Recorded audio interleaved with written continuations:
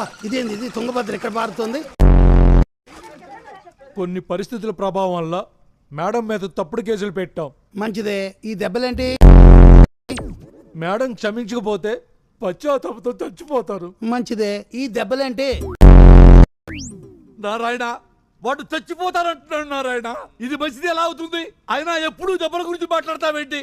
అలాగే సునామీ వచ్చి అన్ని మీద పడే దెబ్బలు తగిలి. కర్నూలులో సముద్రమే లేదు, సునామీ ఎలా వస్తుంది?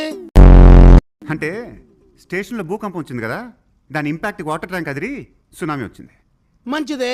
అక్కడ భూకంపం వస్తే ఇక్కడ సునామీ ఎలా వస్తుంది?